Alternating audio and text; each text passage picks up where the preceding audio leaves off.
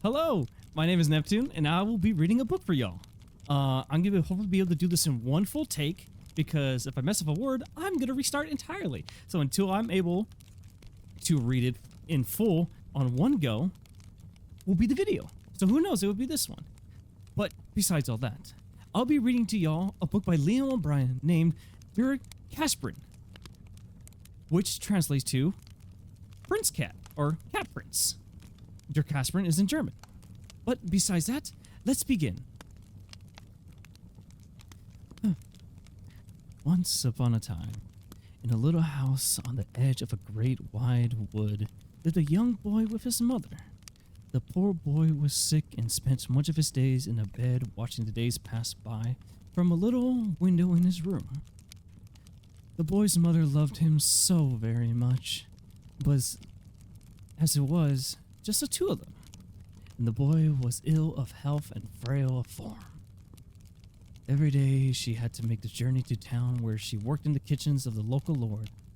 While she was gone, the boy would mind the house, read one of his precious few books, and observe the bees and the trees and the birds in a flight as he spent the greater part of his time resting in bed. The boy knew that his mother loved him, and that her time away was all for his sake, and he was grateful to her and loved her in return. But it was a lonely life, spending his days rereading some of the same books or talking to the air in their little home on the wood's edge. One day, as the boy sat in bed looking at the fields that lay between his home and the woods, he noticed a cat making its way out of the forest. It was not long before the boy realized that this cat, clearly making its way towards his house, was no ordinary cat. For upon his head he wore a little top hat. And if that were not strange enough on its own, as the cat pattered up beneath the boy's window, he stood, doffed his cap, took a bow, and said, "Greetings, young master. You look as if you could use a bit of dancing." The boy, stunned by these words from the dapper little cat, could scarcely find his voice. "No, sir," said the little boy. "I don't know how to dance, nor am I made for one." "Nonsense," said the cat. "Why, anyone can dance if only they look to. Come outside these doors and let me show you." And as he spoke, the cat donned his hat and began to turn in circles and dance. The boy was curious, but said, "Good sir cat, I'm afraid. I am ill. My lungs are too weak and my bones too frail." "Oh, maybe they are, but maybe they aren't," the cat replied. "But either way, you do not want to languish one day in bed watching the world go by, do you?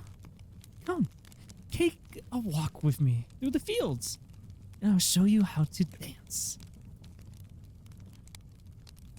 Overcome in his doubts, the boy managed to climb down from his window and walk a few steps closer.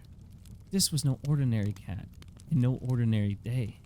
And though he felt unsure, his heart did leap a little, and he began to follow the marvelous little cat through the grass. Slowly at first, but the more vigor as they crossed the fields, and eventually he found himself stepping under the shade of the woods for the first time in a great many years. All while the cats frolicked and capered as they wound their way deeper into the wood, and eventually the boy found himself stepping into a ring of trees. The cat whirling about, his hat in hand. The furry little dancer twirled around the boy, laughing and calling while the boy watched. His mouth gaped, and then, quickly as a flash, the cat brought his top hat right atop the boy's head, who was very suddenly plunged into darkness. But only a moment, because all about him, shining in the dark, he saw the glowing of 100 eyes, feline eyes, glimmering in the dark. Stumbling about him, lanterns flared to light, and the boy saw he was no longer in a wood at all. Here, he saw a grand ballroom, festively decorated and filled to the brim with cats. Big cats, small cats, old cats, young cats, and cats of every breed and color. and in the center of the great hall upon a stage stood the boy's feline guide. Only now he was dressed in a fine robes, and upon his head was a thin golden crown of wrought golden leaves. The boy stood in wonder and amazement as the great host of cats bowed to the prince, and then, in turn, bowed to him. The world of men is heavy and hard, the prince cat proclaimed, but here, across the veil we move with lighter step. Dance with us, child, and forget your troubles for a spell. Hours passed, and he and all the cats danced without end. And the prince of cats, more than all of them, after a long while, the boy suddenly remembered his mother, and immediately feared she would worry. He stopped in the middle of the great hall and called out to the prince of cats, "Forgive me, Sir Cat, but I can no longer stay. My mother will worry. I have to return." All the cats parted before him, and the prince approached the boy. "Are you sure?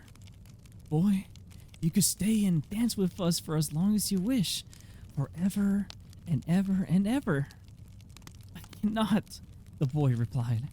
"My mother has only me, and I would not leave her alone. Forgive me." The prince cat looked on the boy with sympathetic eyes. "Not at all, young one. Fear not with a whit. You do your mother credit." And with that, the prince cat stepped closer. "Do not look so crestfallen. Take our cat's grace with you. You can always dance, if it will is there." And from behind his back, he brought out his top hat again and pulled it over the boy's eyes, and once again, all was dark. Some time later, the boy stirred, and his eyes fluttered open. He looked about and discovered he had been asleep in the wood, and the sun had dappled his face through the trees. Next, he noticed a threadbare patch of top hats laying in the soft grass beside him. He gingerly picked it up and stood with the same circle of trees. And he did so. He took a deep breath and smelt the earth and the forest. And as he did, he realized his breath was strong and his legs hardy. "Thank," he said, as he looked down at the hat in his hands and placing it atop his head. He smiled, kicked up his heels, and quietly started to dance his way all the way back home. The end. And that was the book by Leo and Brien, Der Katzenprinz, or Cat Prince in English. Thank you for being here. I do hope you enjoyed that story I read. I definitely didn't read it the normal way I read. I definitely read it with more spunk and spontaneous gestures, I guess you could say. But next time I'll read it in more fashion of how I normally read. But yes, I do hope you enjoyed. Thank you for being here. I hope you guys join me for my next reading. Thank you. Have a wonderful day.